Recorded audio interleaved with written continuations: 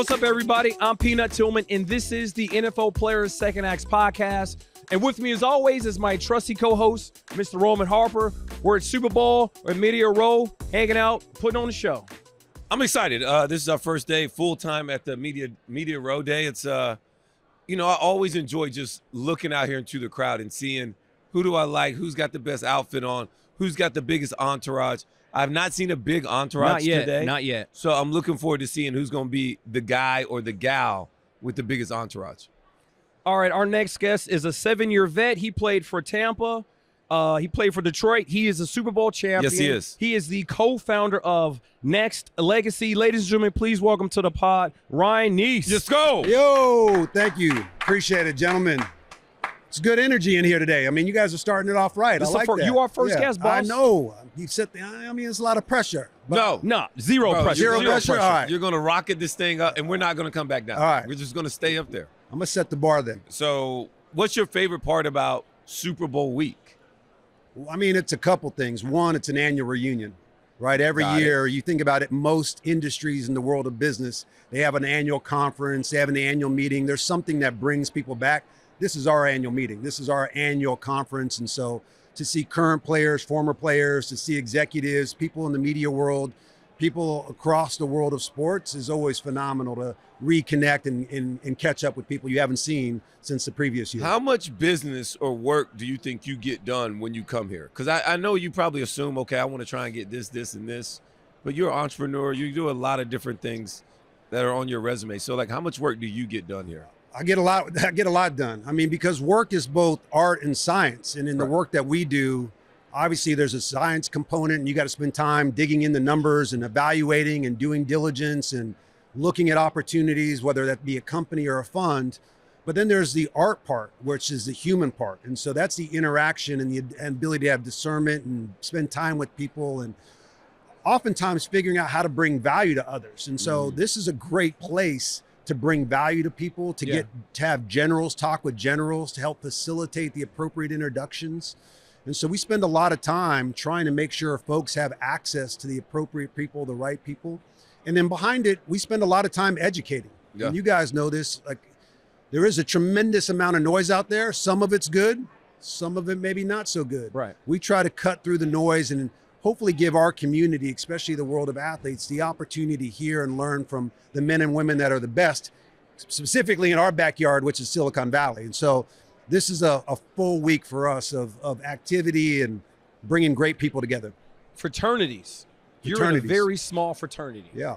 You and your dad both have Super Bowls. Yes. Father-son duo. There's not a lot of us. Small club. Do you know the other duo that has one? The Long family. Oh, yeah? Oh, yeah. The Long family and the Greaseys. So there's three, it's a prestigious club. It is. That's a good club to be a part of. Did you know that? I knew Bob and Brian, but I forgot about the Longs. Yeah, absolutely. Yeah. I should have known that one. I mean, our family's pretty competitive. My dad likes to remind me he has 4 and I only have 1. It's I would just the take other families. one. I like to say we have 5 as a family, Dad. Instead of separating us. I like that. In the club. Team, family, community. You gotta have it.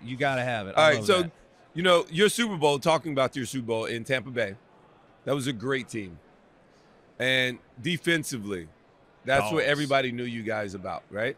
Yeah. Right? I mean, if you think about, I didn't mean to cut you off, but I mean, you think about that team.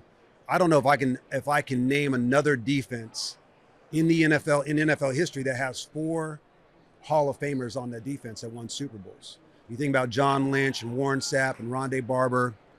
You think about Derek Brooks.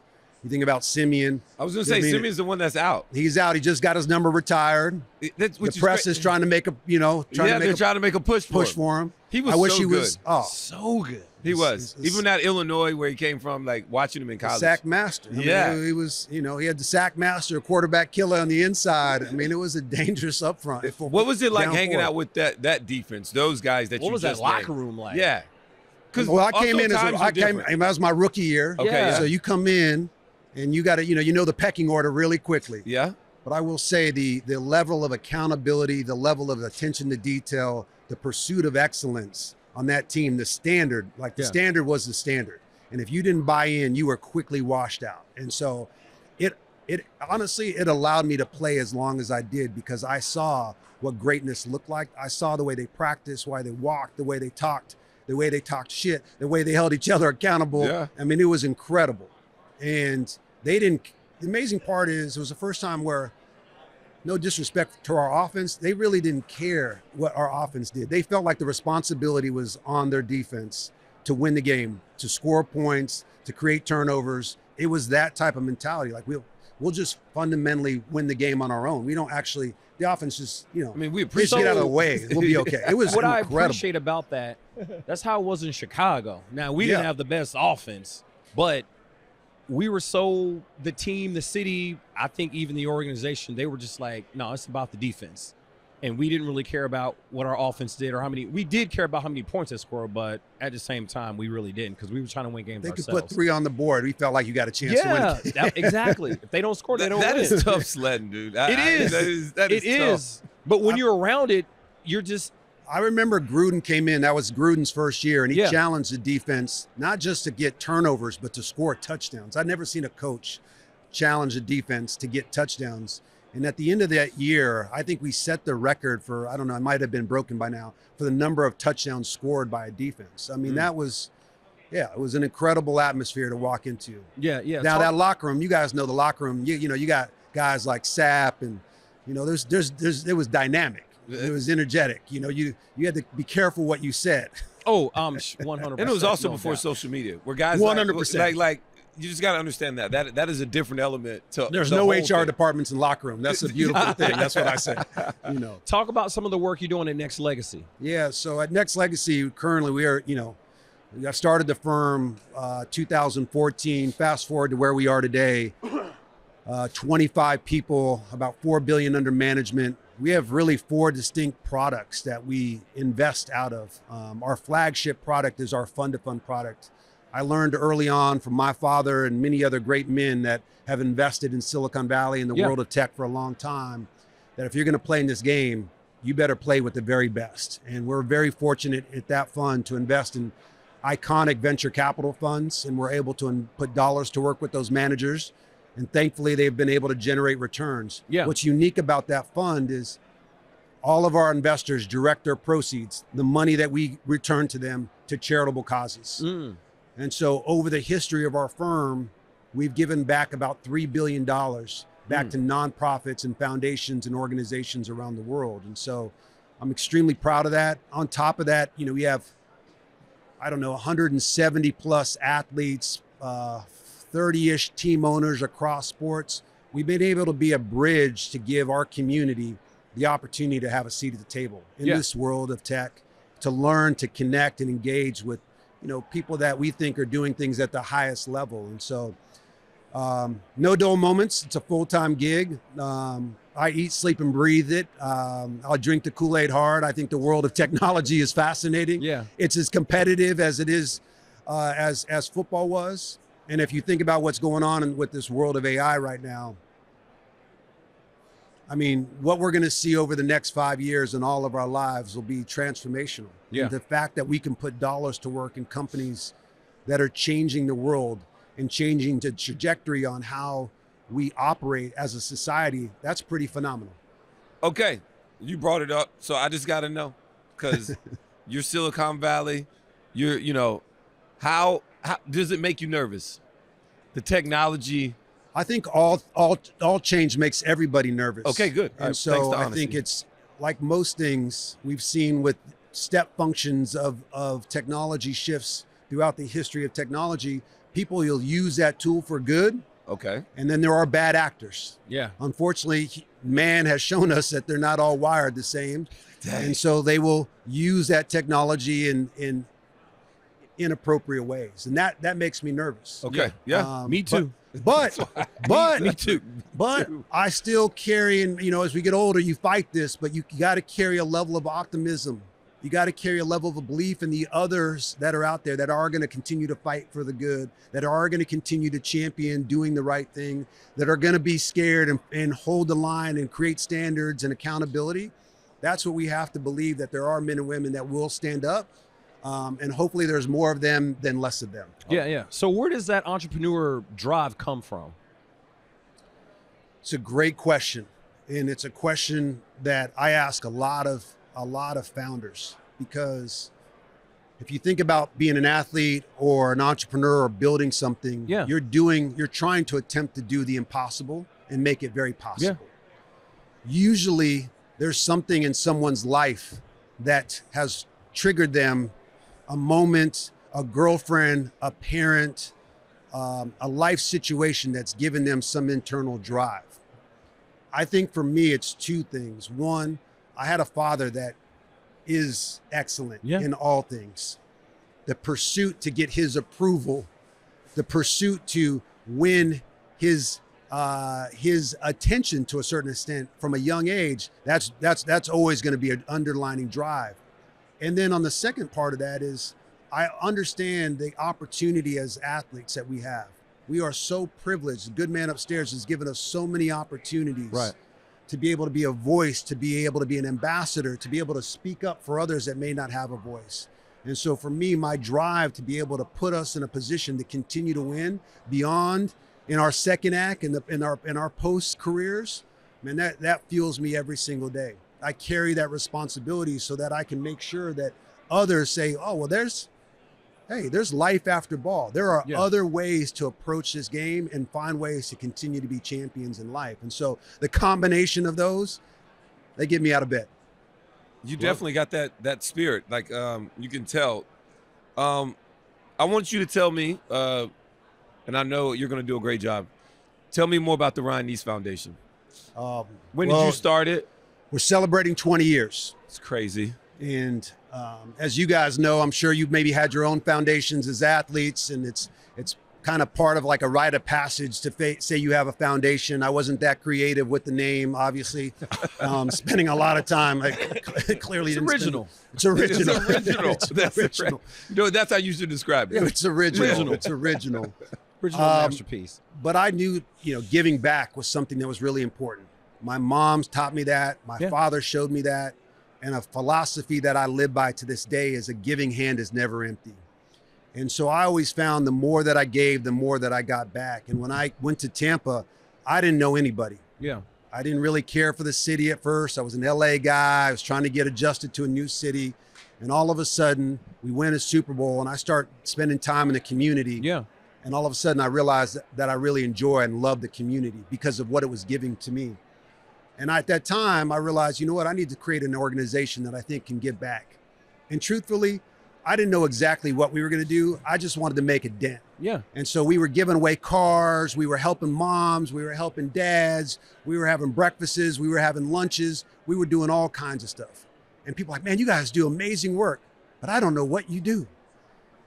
And so at that point, I realized that there are amazing organizations that are trying to eradicate homelessness, that are trying to cure cancer, that are trying to find ways to help those in need.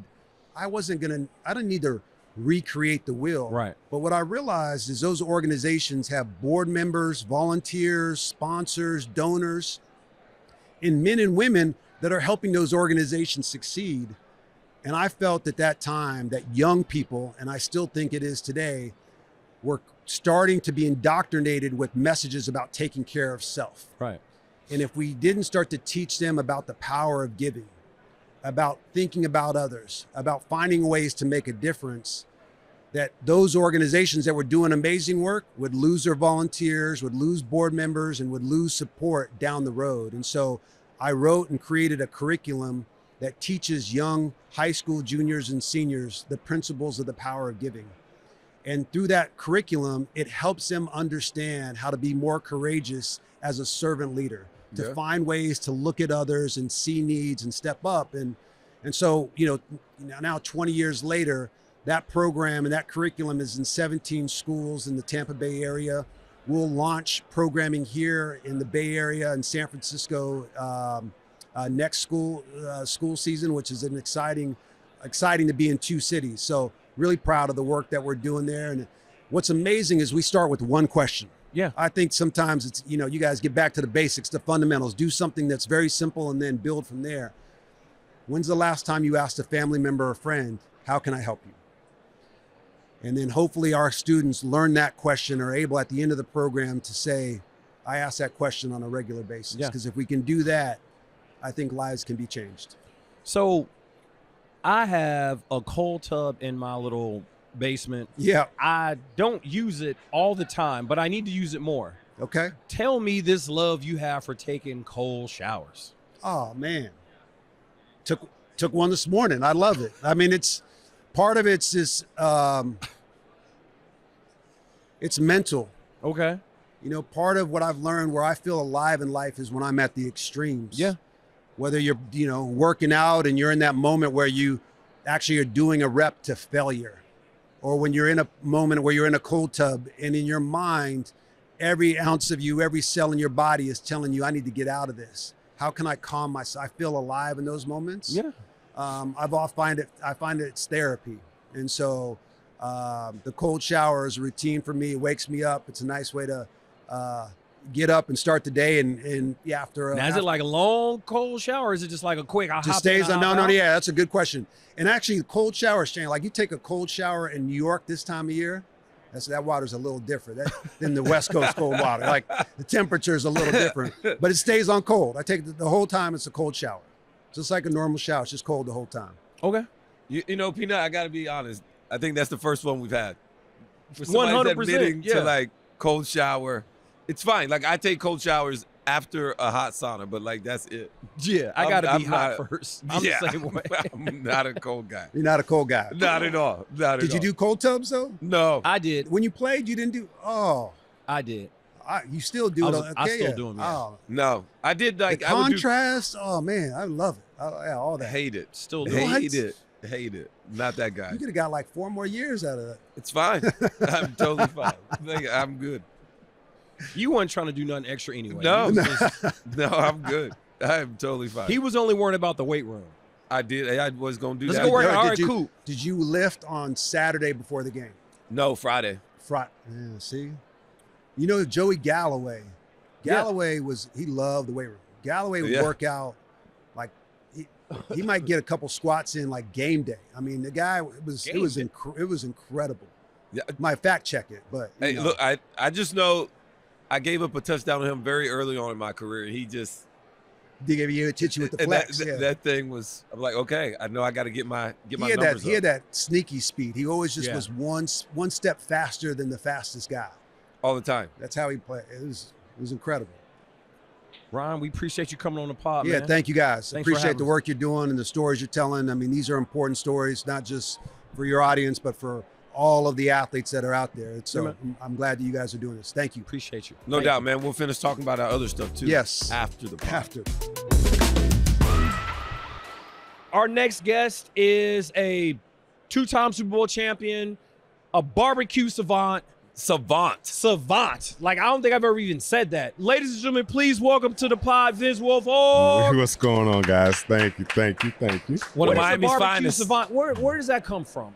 I grew up, my father was a big barbecue guy. Yeah. My mom was a cook. My grandma was a cook. My great was cooks. So I grew up around nothing but great cooks. But my dad was the barbecue guy. And, I just started my barbecue sauce line. Gotta have it. GHI for gotta have it because of my father. Because growing up, he used to say, I need this. I gotta have it. Go get the onion pie. I gotta have it. He always gotta have it, right? That was his thing. Right? I like it. And as I got into the NFL, we have gotta have it situations. Yeah. Mm-hmm. So when I heard Bill was like, hey, and this gotta have it situation, I'm like, dang, that's my daddy. Like, holy smokes. So when he said it, it just brought me back to a childhood with barbecue. And that's why I came out with my barbecue sauce, gotta have it. But my barbecue comes from my father, my upbringing. And that's what we did. Every weekend, we grilling. Yeah. We grilling, and it stuck to me. And I just try to perfect it now at this point in my life. So everything's going good. I'm happy with it, but I'm a foodie. I take the barbecue from my father, and I take the baking and the dishes on the stove from my mom and my grandmother and that side of the family. So I'm an all-in-one. It's not just a barbecue guy. I couldn't tell you was a foodie. You kind of small now. I still get it, man. I still get it. Don't get it twisted now. Oh, you know what? I will get it twisted. So, did you realize that today? I want to show you something, Thomas. This is 10th year anniversary. Yeah, really? Yes, 10 you years? being on the ESPN Body That boy Issue. sexy. Big That sexy. boy, big. That's sexy, that boy. I mean, he not big no more. No, But he little. how is wow. 10 years? Yeah. When I tell you that, what are you thinking? I mean, first of all, look at that stride. Man, look here. Oh, look here. I'm an athlete now. You've always been an athlete. I'm an athlete. You know, when I did that, they came to me, and I didn't hesitate because I love myself. Yeah. I love when I was that was 360. Yeah. I love myself.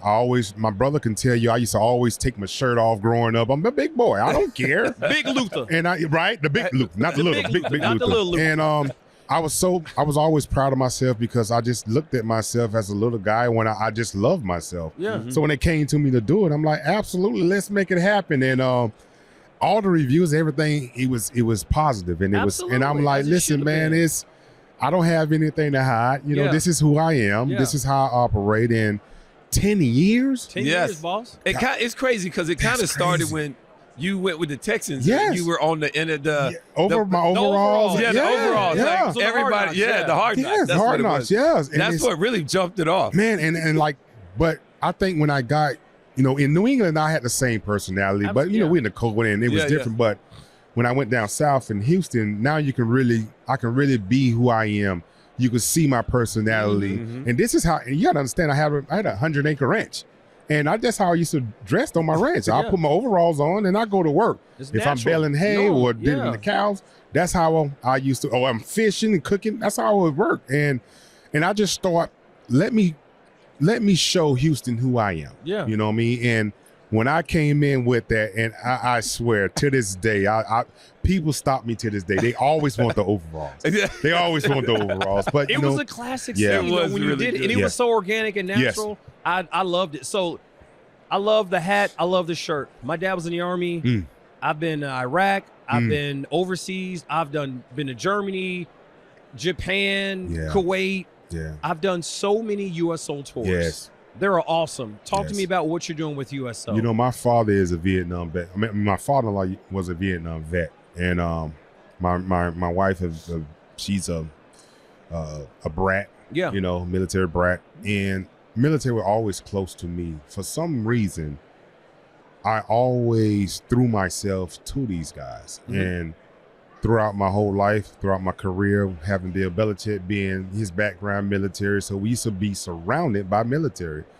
So when the USO came aboard and was like, "Hey, do you want to go with us and hang out with the troops overseas?" I'm like, "Hell yeah, let's do it!" You know, and in 3 years we'd have been in 11 countries. Africa, we was in Kuwait. Yeah. We did Sicily, Djibouti, Jordan. Still got to go to Djibouti. You know, we haven't were- been to Djibouti or Jordan. I got to get there. So that's what we just did this past December. And when I tell you, it's like the look on their faces Yeah. when people come visit and see them and just talk with them. A lot of football fans love football, you know, especially with New England in the past 2 decades. So I have a lot of Patriots fans, and I'm like, listen, you guys are the true Patriots. Like, you are the heroes. We are here for you. And I think the USO do a real good job of trying to bridge that gap for guys that's out and haven't seen family in years, right? You know, 18, 19, 20 years old, away from family, to get homesick, right? And that's what the USO is all about. Those guys like that, whatever you need, they try to lighten their load.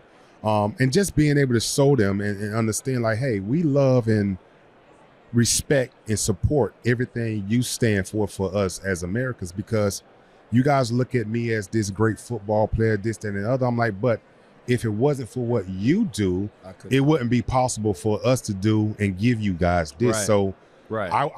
we always want to make sure and have them understand this isn't about us, but the freedom that you guys, the daily sacrifices that you guys make daily for us and your families, like it doesn't go unnoticed. And sometimes it can get lost in the shuffle, right? When you're deployed and you're away from people for years and you really don't see nobody but the same people that you hanging and banging with, your war buddies or your new family in the military, and all of a sudden, you have these celebrities coming and come hang out with you just to spend an hour with them. Right. It goes a long way. And the one thing that touched my heart the most is when I come back and I get emails from the family members, the mothers, the fathers, the sisters, the husbands, the wives, just telling me how much they enjoyed because their brother over there, they took a picture and what you did for them. Right. It goes a long way. And that's the reason we do it, right? To show them how much we love and respect them. And that's what always gives me kind of goosebumps because, man, I can be all the way in Kuwait and here all of a sudden I can check my phone and Instagram and I have a message from one of the soldiers that we exchanged and stayed in contact. That's awesome. That's what it's all about. Just being able to give them that camaraderie. Yeah. And part of sports, camaraderie is huge, right? It's our whole thing. It's That's what it is, right? So when you hanging and banging with your fellow teammates, your soldiers and troops, you want to make sure you have that camaraderie. And so that's what we give them. We give them that sense of peace. We give them that support, that love, and we just show them just how much we love them and appreciate it. I got a question for you. So everybody always, go back to Super Bowl, was it 49? Everybody always talks about the interception. But I want to know what you were thinking, Vince, when you playing defense and all of a sudden Marshawn runs the ball all the way down to the 1 yard line. Like, what's going through your mind now? I know. Stop, Ron. Gotta have it. Gotta have it, baby. That was a gotta have it situation. You understand me? I do. So we gotta do now. Hey, right? So I'm sitting here saying, man, they finna run this boy. Yeah. Because my mindset is it's the best back in the game. Give it to on him. a 1 yard line. Yeah. I'm going to pound him. If I'm the coach, I'm pounding this. I don't care what you put in front of him. I'm pounding him. Yeah. So I'm thinking run all day. All day I'm thinking run in. We all did. When they put it in the air, I'm like, man, that was bold. But at the same time, I get it. But Yeah. with a back like that, Yeah. I don't even care if I had Marshawn or not. On the 1 yard line, man, whoever back there getting the ball, my grandma can be back there. I'm gonna line up 1 yard behind me and hit Gotta have it. Yeah. Gotta have it, baby. Don't go. Here you go. Don't get too far back there. No, you can't get to. I need you right here, and I'm just do this right here, or I'm sneaking. How I'm slicing, Yeah. but I'm not an offensive-minded guy. I understand offense, but it's stupid to me when you line up in shotgun on the 1 yard line. Like, I still want to understand that, right? Like you line it. Outcoached themselves. Yeah, That's what it was. and it cost them. And it cost them. It cost them. It cost them. How did you treat Super Bowl week? I tried to treat, the 2 times we came here, I've been to Super Bowls, I treated it like a normal game week. Pretty successful for me. What was your Same thing? Same thing. Like my whole career, I never got too high, never too low. Any game I played, Super Bowl was just the same thing. You have family come in, and I allocated some time to family. But hey, when it's time to work, I'm working. I'll see you guys after the game, and it was no different. Game week, we here for a reason. Yeah. Business. Yeah. Business. That's just what it is. We play this game to get here. So I'm not going to let 1 week affect the outcome of this game if me going to do something stupid or nothing or doing something that I normally don't do. I'm just not going to do that. I'm going to stay locked in. I'm going to treat it normal. And I think Bill did a real good job of us too, just explaining to like the new guys, like, okay, now, instead of having 13 minutes at the beginning of the game, you got 20 minutes, right? Yeah. So to warm up, you have to do things different. Okay, instead of halftime being X amount of time, it's this time.